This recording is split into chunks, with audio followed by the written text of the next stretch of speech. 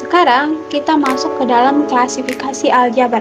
Klasifikasi aljabar terdiri dari 4 macam, yaitu aljabar elementer, aljabar abstrak, aljabar linear, dan aljabar universal. Yang pertama, aljabar elementer.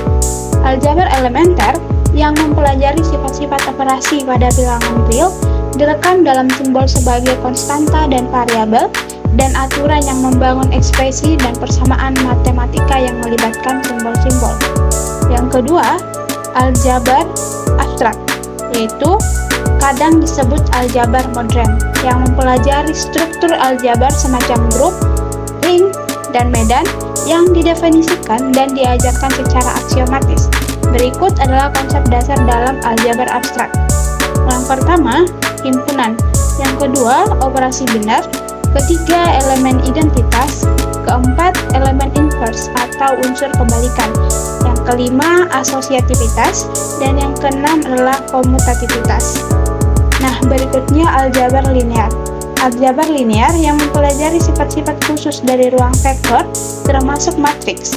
Aljabar linear adalah bidang studi matematika yang mempelajari sistem persamaan linear seperti A1 X1 tambah titik-titik tambah AN Xn sama dengan B.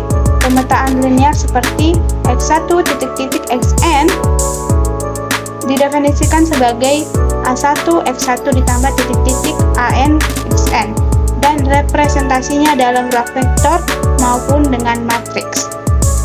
Yang terakhir adalah aljabar universal. Aljabar universal yang mempelajari sifat-sifat bersama dari semua struktur aljabar. Dalam aljabar universal, sebuah aljabar atau aljabar struktur adalah bidang himpunan A bersama dengan kumpulan operasi pada A. N-ary operasi pada A adalah fungsi yang membutuhkan N elemen A dan mengembalikan satu elemen A. Jadi, operasi null-ary atau operasi null-ary dapat direpresentasikan secara sederhana sebagai elemen A atau konstan, sering dilambangkan dengan simbol yang ditempatkan di depan argumennya, seperti X. Nah, berikutnya kita akan belajar tentang fakta unik dari sejarah aljabar. Yang pertama, aljabar adalah cabang matematika yang menggabungkan angka, rasional, irasional, dan magnitud geometris yang menjadi objek-objek dalam aljabar. Bapak aljabar dunia adalah Muhammad bin Musa Al-Khwarizmi. Al-Khwarizmi juga berperan dalam pengembangan tabel sinus, kosinus, dan trigonometri, dan juga membantu dalam meluaskan penggunaan angka Hindu-Arab seperti 1, 2, 3, dan seterusnya yang menggantikan angka Romawi. Selain dikenal sebagai Bapak Aljabar, juga dikenal sebagai penemu angka nol. Sumbangsi terbesar beliau dalam karyanya terangkum dalam buku-buku berikut. Yang pertama, Aljabar wal Muqabalah, yaitu penciptaan pemakaian sekan dan tangen dalam penyelidikan trigonometri dan astronomi. Yang kedua, Hisab Aljabar wa al-Muqabalah, sebuah buku yang merangkum pemecahan dari permasalahan matematika yang sebagian telah dikemukakan bangsa Babilonia kuno dan kebenarannya diakui oleh Al-Khwarizmi. Yang ketiga, sistem nombor. Beliau telah memperkenalkan konsep sifat dan ia penting dalam sistem nombor pada zaman sekarang. Berikutnya, kesimpulan. Perkembangan aljabar dari masa ke masa selalu menghasilkan perubahan yang membuat kita bisa lebih mudah memahami materi aljabar itu sendiri.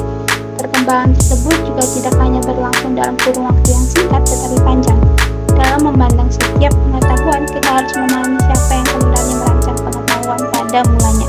Kita sudah mempelajari banyak sekali tokoh-tokoh yang berkontribusi dalam perkembangan aljabar. Meskipun begitu, mereka berkontribusi dalam caranya masing-masing dan tergantung pada konteks mereka masing-masing. Sebagai contohnya, peradaban Babilonia menggunakan aljabar untuk menyelesaikan permasalahan linear dan kuadrat yang memang hanya mereka dapat pahami, yakni permasalahan-permasalahan yang mengandung akar-akar positif. Aplikasi aljabar tidak hanya sampai di situ, tapi dapat diaplikasikan dalam kehidupan sehari-hari dan juga pada aplikasi teoretik seperti pada topik teori bilangan.